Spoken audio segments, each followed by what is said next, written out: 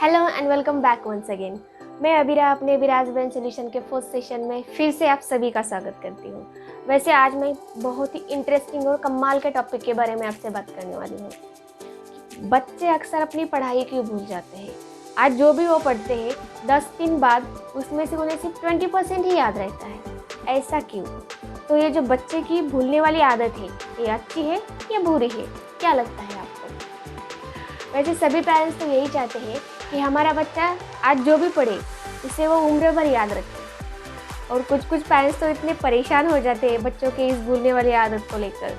जैसे कि चलो, जब भी बच्चा कुछ भूलता है तो सबसे पहले पेरेंट्स का रिएक्शन यही होता है कि 1 हफ्ते पहले तो मैंने तुम्हें पढ़ाया था, तो बताओ कि ताजमहल किसने बनवाया? तो बेचारा बच्चा डरते डरते हुए कहता है शायद अकबर, ना शायद बीरबल। अरे नहीं, बनाया तो मुमताज के लिए था, पर शायद शाहजहां ने बनाया था। तो बेचारी मम्मी का रिएक्शन, अब सही हो, पर 1 हफ्ते पहले ही तो मैंने तुम्हें सिखाया था, तो इतना कंफ्यूजन किसके लिए? इतनी जल्दी भूल गए क्या? इतना बुरा सिखाया था मैंने तुम्हें कि तुम इतना जल्दी भूल गए? और सिर्फ पेरेंट्स नहीं, टीचर और प्रिंसिपल भी परेशान हो जाते हैं बच्चों की इस आदत को लेकर। और सिर्फ बच्चे नहीं, हम भी कई सारी चीज़ें भूल जाते हैं अक्सर। तो ये भूलना सही है या गलत है? क्या ख्याल है आपका? वैसे अगर एक बार पढ़े और उसे उम्र भर याद रखे फिर तो सारी प्रॉब्लम्स ही ख़त्म, ऐसा आपको लगता है? और ऐसा है नहीं, क्योंकि अगर हम चीज़ों को भूल नहीं पाते तो हम पागल हो जाते, हम जी नहीं पाते, हम जिंदा रह ही नहीं पाते, एक दूसरे को पत्थर मारते नजर आते हम रोड पर। तो कुदरत ने हमें जो ताकत दी है ना भूलने की, बहुत कमाल की ताकत दी है। तो कुदरत की यह सबसे अच्छी देन है कि हम चीज़ों को भूल सकते हैं। देखिए फॉर एग्जांपल, अगर किसी के घर में डेथ हो जाती है और हमारा सबसे प्यारा सबसे करीबी इंसान जब चला जाता है, तो उस दिन हमें बहुत दुख होता है, बहुत गम होता है, और ना हमें खाना अच्छा लगता है, ना सोना ना पीना अच्छा लगता है।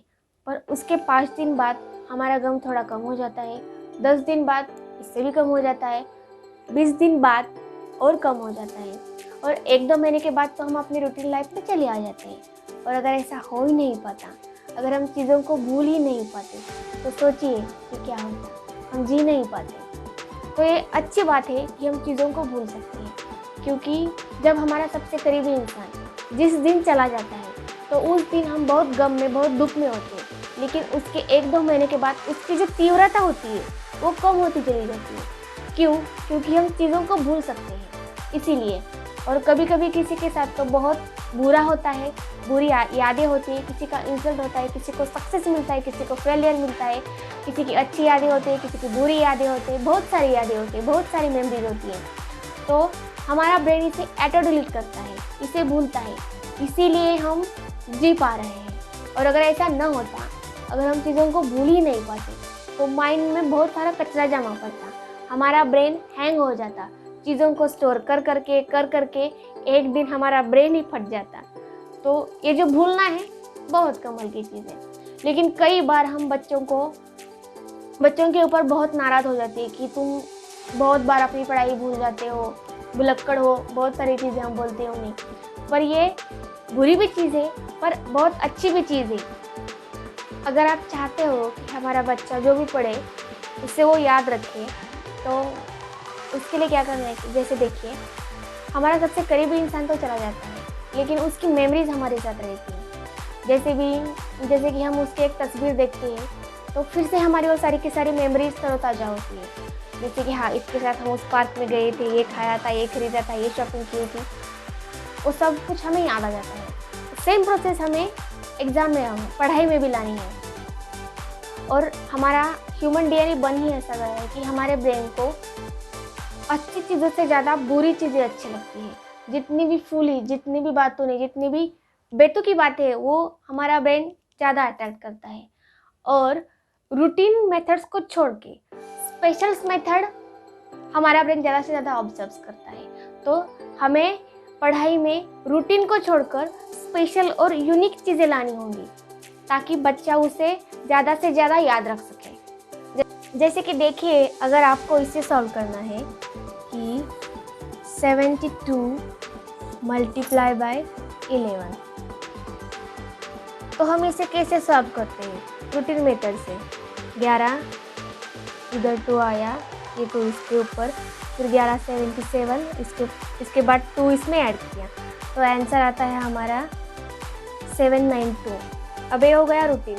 लेकिन अगर इससे और भी इजी बनाना है तो देखिए, जो 7 आता है, 7 यहाँ पे लिखा, जो 2 आता है 2 यहाँ पे लिखा, इसको प्लस किया, 7 + 2 = 9।